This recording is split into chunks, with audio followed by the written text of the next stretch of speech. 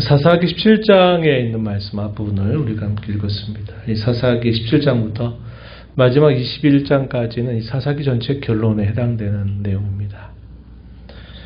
결론의 내용에서 우리가 쭉 살펴보게 되는 내용이 어떤 내용이냐면 종교적인 무질서, 종교적인 부패, 이것이 또 윤리적이고 도덕적인 부패로 이어지고 있다 하는 것이 이 사사기의 결론 부분에서 보여주고 있습니다. 해피엔딩이 아닙니다. 소위 굉장히 안 좋은 새드 엔딩이라고나 할까요? 굉장히 슬픈 이야기로 사사기가 끝나버리고 있다 하는 것인데요.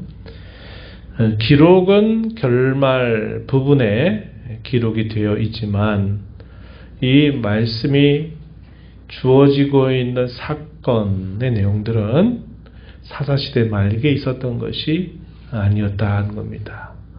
오히려 상대적으로 사사시기 초기에 있었던 사건들인데 이런 사건들을 결말 부분에서 모았어요. 이상하죠? 이게 뭘 우리에게 보여주느냐? 결국은 이러한 종교적인 부패와 또 도덕 윤리적인 무질서와 부패라고 하는 것이 사사시기 시대의 초기에서부터 그 시대가 끝날 때까지 계속 이러한 분위기가 계속되었다 하는 것을 보여주고 있다 하는 겁니다. 그 시대상에 관해서는 이 결론 부분에서 무려 4번씩이나 반복되는 표현이 있어요. 그게 뭐냐면 그때 왕이 없으므로 자기 소견에 옳은 대로 행하였다라는 말입니다. 이 말이 이 결론 부분에서 4번씩이나 반복되고 있다 하는 겁니다. 그것은 사사시대 전체의 시대상에 대한 분명한 표현이었다 하는 것을 우리에게 알려주는 표현이죠. 오늘 설교 제목을 제가 여러분들에게 어떻게 제시했습니까? 한번 읽어볼까요? 누구에게나 왕은 있다. 예.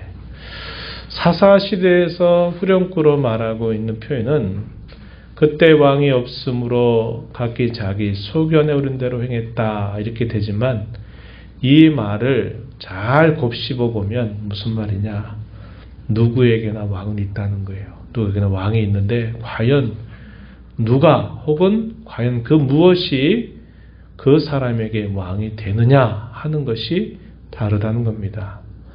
가장 좋은 성경의 가르침은 뭘까요?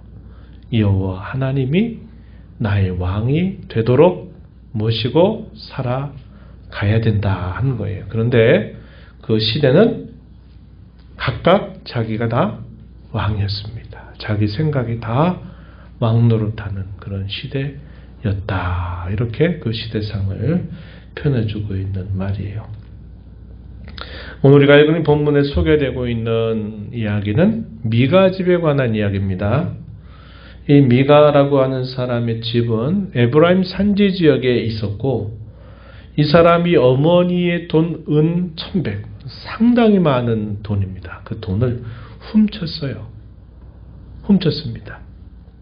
근데 어머니가 자기의 돈이 없어지니까 이 돈 가져간 사람 저주받아라 이렇게 막 저주를 하고 다니고 하시니까 그 저주하는 소리를 미가가 들었던 겁니다.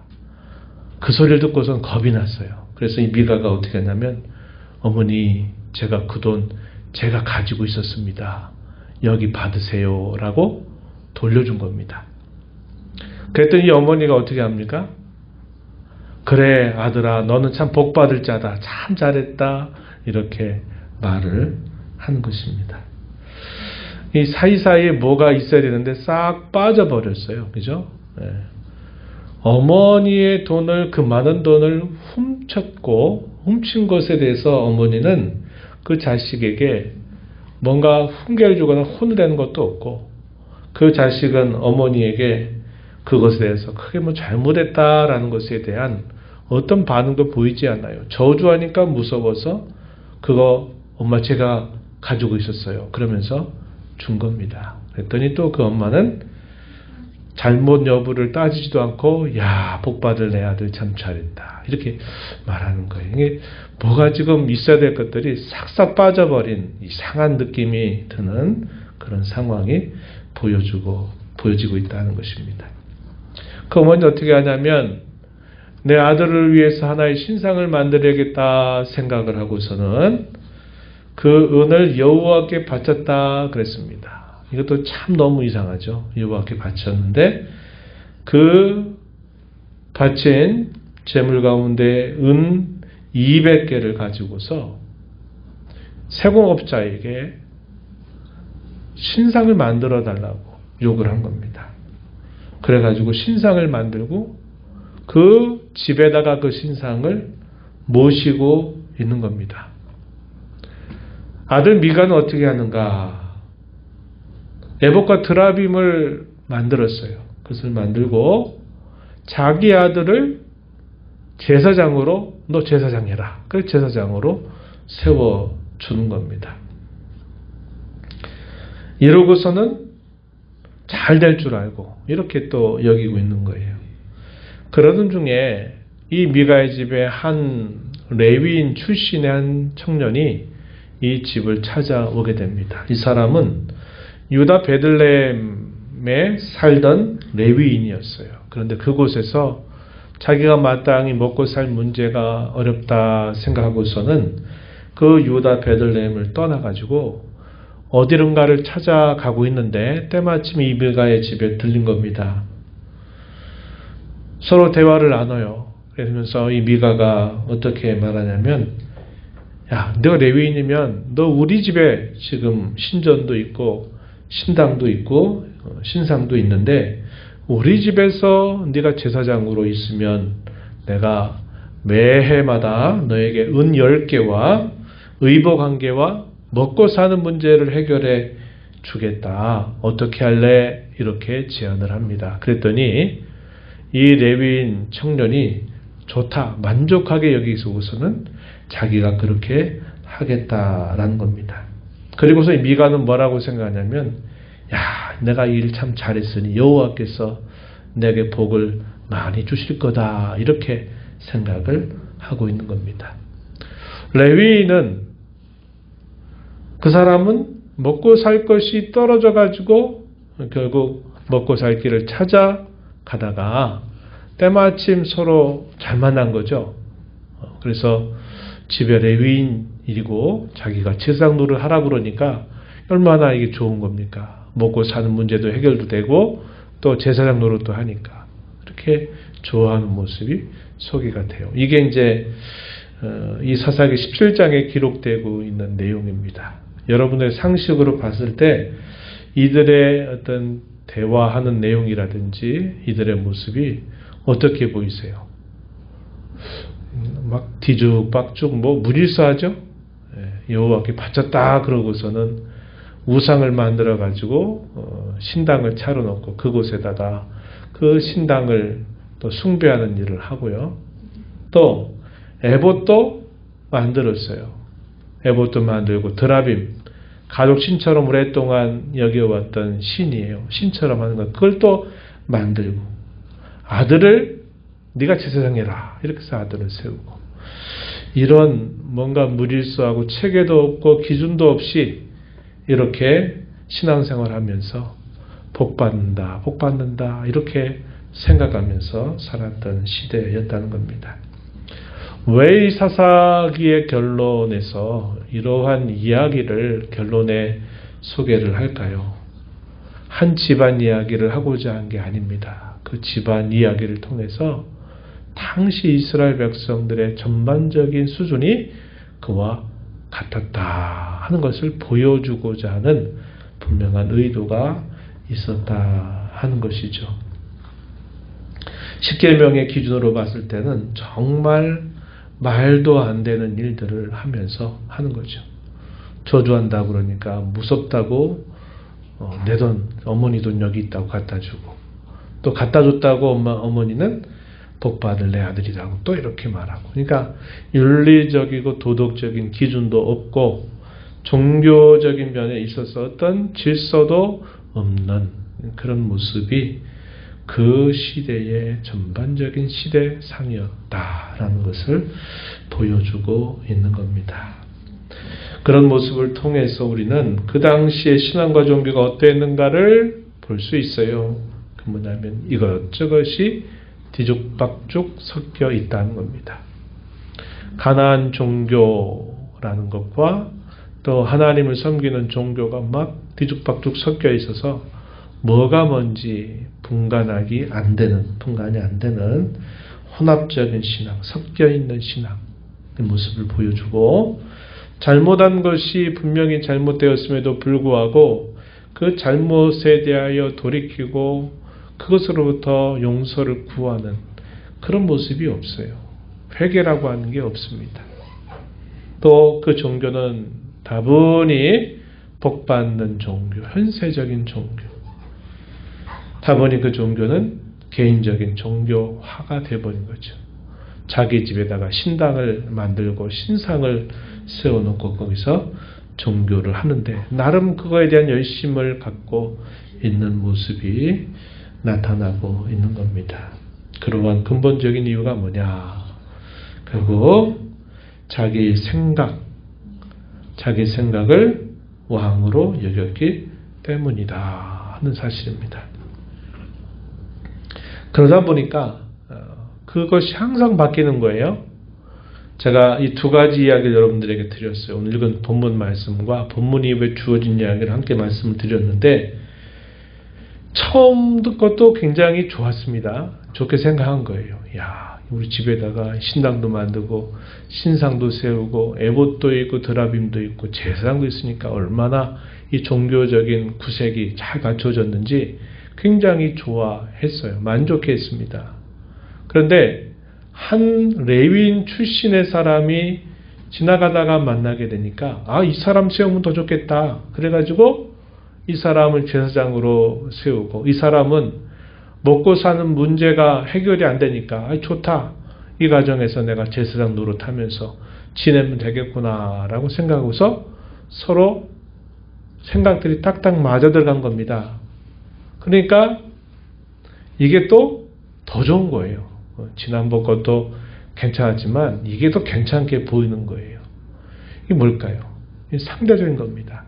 이거보단 이게 더 좋겠지? 그래 이게 더 낫겠지? 이래서 이렇게 취하고 저렇게 취하고 버리고 취하고 하는 게 다 자기들 하고 싶은 대로, 자기들 구미에 맞는 대로 다 스스로 만족해 하는 모습의 종교 생활을 하고 있었다 하는 겁니다.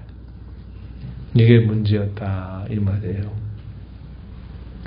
누구에게나 왕이 있습니다. 왕의 제도는 아직 세워지질 않았어요. 사무엘 마지막 사사 때 사무엘을 향해서 이스라엘 자손들이 우리도 주변 나라처럼 왕을 세워달라고 요구를 합니다. 물론 모세 율법에서도 너희가 앞으로 왕을 세우게 될 때는 이러이러한 왕을 세워라 하는 제도를 하나님 모세를 통해서 알려주신 바가 있기는 했습니다. 제도적인 왕이 없었을 뿐 그들에게 왕이 없었던 것은 아니죠. 그들을 이제까지 그들의 조상적부터 인도해 오신 하나님, 또 그들이 살고 있는 그 땅을 그의 조상에게 약속하셨던 그 약속의 땅으로 주시고 그 땅의 모든 족속들을 또 쫓아내고 그 땅을 차지하고 분배하게 하셔서 그 땅에 살게 하신 이 모든 하나님이 분명히 살아계시건만 그들에게는 진정한 왕 되신 하나님을 섬기는 게 아니라 자기들 생각을, 자기들의 판단을 항상 왕처럼 여기고 살았다는 거예요. 그러다 보니까 이런 종교적인, 도덕적인, 윤리적인 무질서와 부패가 그 시대 전체를 어둡게 만들었다 하는 것을 보게 되는 겁니다. 누구에게나 왕은 있습니다. 누구를, 과연 무엇을 왕으로 모시느냐, 어느 정도로 그렇게 하느냐에 따라서 그 사람의 삶과 인생은 반드시 변하게 되어 있습니다. 미가처럼, 그의 어머니처럼 자기의 생각을 왕으로 모시고 살아가게 되면 그들의 삶이 그런 정도의 수준을 넘어서지 못하게 되는 것이죠. 오늘 우리가 이것을 생각하면서 나의 왕은 과연 누구인가? 나의 왕이 되는 게 과연 무엇인가? 이것을 한번 우리가 되물어보자고 하는 것입니다. 갈라디아서 2장 10절, 우리 너무 잘 아는 구절이죠. 내가 그리스도와 함께 십자가에 못 박혔나니 이제는 내가 사는 것이 아니요 오직 내 안에 그리스도께서 사시는 것이라. 이제 내가 육체 가운데 사는 것은 나를 사랑하사 나를 위하여 자기 몸을 버리신 하나님의 아들을 믿는 믿음 안에서 사는 것이라. 갈라디아서 2장 10절 말씀입니다. 화장실에 이 성구가 벌써 한 3개월 이상이 이렇게 걸려 있어요. 그죠? 그냥 보시지 말고 계속해서 외우시라는 겁니다. 외우시라는 거. 그 구절이 우리에게 교훈하는 게 뭡니까? 이제는 내가 사는 것이 아니라 내 안에 누가 사신다고요? 그리스도께서 사시는 것이다. 과거에 나는 십자가와 함께 그리스도의 십자가와 함께 나는 못 박혀 죽었다. 이제는 내가 사는 게 아니다. 이 말은 내 마음속의 모든 결정과 내 모든 삶의 모든 기준을 나에게 두는 것이 아니고 나를 왕으로 여기며 사는 것이 아니라 내 마음의 왕좌를 이제는 주님께 내어드리겠다.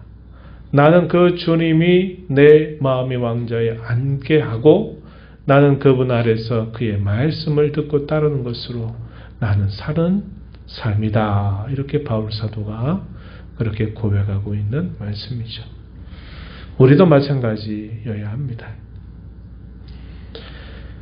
어려운 문제 아니에요. 어려운 문제가 아니에요. 답이 어렵진 않아요. 답이 어렵진 않은데 문제는 그렇게 순종하는 게 여간 어려운 일이 아닐 수 없어요. 그렇죠? 답은 어렵지 않아요. 답은 내가 왕이 아니라 주님이 나의 왕이시다. 라는 답은 알고 있지만 그 답을 삶이라고 하는 답안지 안에 써내려가는 것은 대단히 힘겨운 일입니다. 내가 죽어야만 되고 내가 나를 부인하지 않으면 안 되는 걸음이기 때문에 이게 참 어려운 일이다 하는 사실을 우리는 알게 됩니다. 내가 그 마음의 왕자를 내가 여전히 붙들고 있으면요. 신앙생활이라는 게 어떻게 될까요? 부분적인 신앙생활밖에 되지 않아요. 그리고 그 신앙생활을 할 때도 내가 취사 선택을 하게 되는 겁니다. 신앙이 하나의 액세서리입니다. 액세서리와 같이 되어버려요. 주님이 오늘도 나를 통해서 뭘 원하실까? 주님이 내 이런 여러 결정과 여러 많은 선택들 앞에서 내가 무엇을 하기를 주님은 지금 원하실까라는 생각을 우리가 던져만 보아도 우리가 잘못 선택할 수 있는 많은 실수로부터 벗어날 수 있게 될 겁니다. 그런데 막상 우리는 그렇게 하지 않아요. 그렇게 하지 않아요. 그게 여전히 뭡니까? 예수님이 나의 주님이라고 왕이라고 말은 하지만 정도면에 있어서 여전히 그것은 수준이 아직 상당히 낮은 거죠. 주님이 왕됨이 맞긴 하지만 그 왕됨을 고백하는 그 수준이 그저 내가 생각하는 그 낮은 정도, 그런 정도에 머물러 있는 거죠. 그래서 우리가 고난주간을 보내고 또 앞서가신 주님의 그 발자취를 우리가 되새겨보면서 우리도 그 주님의 발자취를 따라가기를 우리가 기도하고 소원하고 또 그래야 한다면 누구에게나 왕이 있다. 내게도 왕이 있다는 거예요. 인격적 대상일 수도 있고 아니면 인격적 대상이 아닌 돈이나 재물이나 명예나 체면이나 이런 것들이 또 내 왕의 자리에 앉아 있을 수도 있는 거지요. 정도면에 있어서 또 많은 차이를 우리가 보이고 있는 것도 사실입니다.